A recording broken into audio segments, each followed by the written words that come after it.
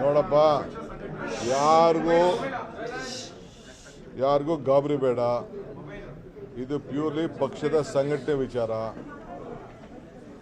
ಎಲ್ಲ ಇಡೀ ದೇಶದಲ್ಲೇ ಎಲ್ಲ ಬ್ಲಾಕ್ಗಳು, ಜಿಲ್ಲಾ ಕಾಂಗ್ರೆಸ್ ಅಧ್ಯಕ್ಷರು ಇದನ್ನೆಲ್ಲ ಚೇಂಜ್ ಮಾಡ್ತಾ ಇದ್ದೀವಿ. ಮಲ್ಲಿಕಾರ್ಜುನ್ ಖರ್ಗೆ ಅವರು ಬೆಳಗಾಮಲ್ಲಿ ಏನು ಘೋಷಣೆ ಮಾಡಿದ್ದಾರೆ ಅಂತಂದರೆ, this is a year of organisation ಅಂತ ಹೇಳಿದ್ದಾರೆ. ಸಂಘಟನೆಯ ವರ್ಷ ಇದು ಅಂತ. ಆ ಸಂಘಟನೆ ವರ್ಷದಲ್ಲಿ ಹೆಚ್ಚಿಗೆ ಜಿಲ್ಲಾ ಕಾಂಗ್ರೆಸ್ ಅಧ್ಯಕ್ಷಗಳಿಗೆ ನಾವು ಶಕ್ತಿ ತುಂಬಬೇಕು ಅಂತ ಅವ್ರು ಹೇಳಿದ್ದಾರೆ.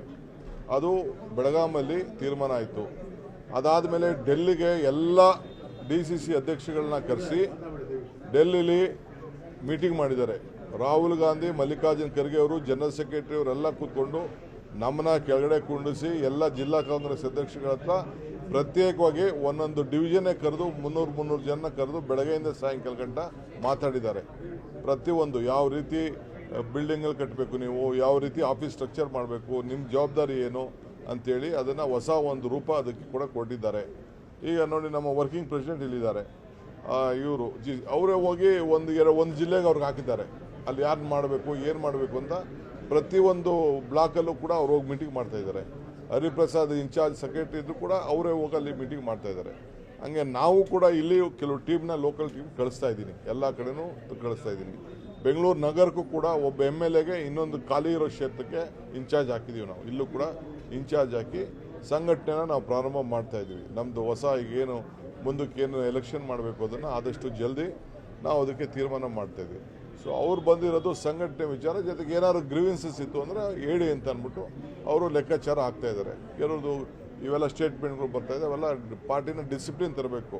ಪಾರ್ಟಿ ಡಿಸಿಪ್ಲಿನ್ ಯೂಸ್ ಮಾಡಿ. ಅದು ಬಿಟ್ಬಿಟ್ರೆ ಯಾವ ಲೀಡರ್ಶಿಪ್ ಚೇಂಜ್ ವಿಚಾರ ಇಲ್ಲ, ಡಿಸ್ಕಷನ್ ಇಲ್ಲ, ಏನಿಲ್ಲ. ಅವೆಲ್ಲ ಯಾರು ನಾವು ಯಾವುದಕ್ಕೂ ಆ ಥರದಲ್ಲಿ ಯಾರೂ ಇಲ್ಲ. ನಮಗೆ 2028 ಈಸ್ ಇಂಪಾರ್ಟೆಂಟ್ ಫಾರ್ ಅಸ್. ಯಾವ ಇಕ್ಬಾಲ್ ಹುಸೇನ್ಗೆ ನೋಟಿಸ್ ಇಶ್ಯೂ ಮಾಡ್ತೀನಿ ನಾನು. ಅವನು ಯಾರು ನನ್ನ CM?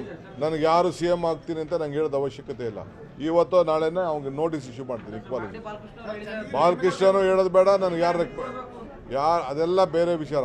ಪ್ರೆಸ್ದು ಮುಂದೆ ಯಾರು ಹೋಗಬಾರ್ದು. ನಾನು ಹೇಳ್ತಾ ಇದ್ದೀನಿ, ನೋ ಪ್ರೆಸ್. ಇಕ್ಬಾಲ್ ಹುಸೇನ್ಗೂ ಹೇಳೋದಷ್ಟೇ, BC ಪಾಟೀಲ್ಗೂ ಹೇಳೋದಷ್ಟೇ, ಯಾರು BR ಪಾಟೀಲ್ಗೂ ಹೇಳೋದಷ್ಟೇ, ಬಾಲಕೃಷ್ಣ ಹೇಳೋದಷ್ಟೇ. ಯಾರು ನನಗೆ ಬೇಡ, ಅವಶ್ಯಕತೆ ಇಲ್ಲ. ಮುಖ್ಯಮಂತ್ರಿಗಳು ಸಿದ್ದರಾಮಯ್ಯನವರು ಇದ್ದಾರೆ, ಅವ್ರ ಕೈ ಬಲಪಡಿಸೋದು, ನಮ್ಮ ಸರ್ಕಾರ ಕೈ ಬಲಪಡಿಸೋದು ಅಷ್ಟೇ. ನೋಡ್ರಿ, ನಾವು 1,00,000 ಕೋಟಿ ರೂಪಾಯಿಯಷ್ಟು ನಾವು ವೆಲ್ಫೇರ್ ಸ್ಕೀಮ್ಗೆ ಕೊಡ್ತಾ ಇದ್ದೀವಿ. ಇದು ನಿಮ್ಮ ತಲೆಯಲ್ಲಿರಬೇಕು. 54,000 ಕೋಟಿ ರೂಪಾಯಿ ಇರಿಗೇಷನ್ಗೆ ಹೋಗ್ತಾ ಇದೆ, ಇದಕ್ಕೆ ಗ್ಯಾರಂಟಿಗೆ ಹೋಗ್ತಾ ಇದೆ. 19,000 ಕೋಟಿ ರೂಪಾಯಿ ಪವರ್ಗೆ ಹೋಗ್ತಾ ಇದೆ. ಪವರ್ ರೈತರುಗಳಿಗೆ ಪವರ್ ಕೊಡ್ತಾ ಇದೆ. ಸೋಷಿಯಲ್ ವೆಲ್ಫೇರ್ ಸ್ಕೀಮಲ್ಲಿ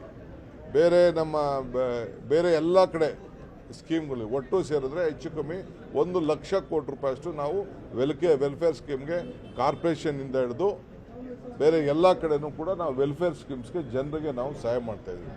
ಅದು ಯಾರಿಗೆ? ಅದು ಜನರ ಅಭಿವೃದ್ಧಿಗಲ್ವಾ, ಕ್ಷೇತ್ರಕ್ಕೆ ಅಭಿವೃದ್ಧಿಗಲ್ವಾ? ಎಲ್ಲ ಡಿಪಾರ್ಟ್ಮೆಂಟಲ್ಲೂ ಕೂಡ ಒಂದೊಂದು ನಿಗಮಗಳಿದೆ.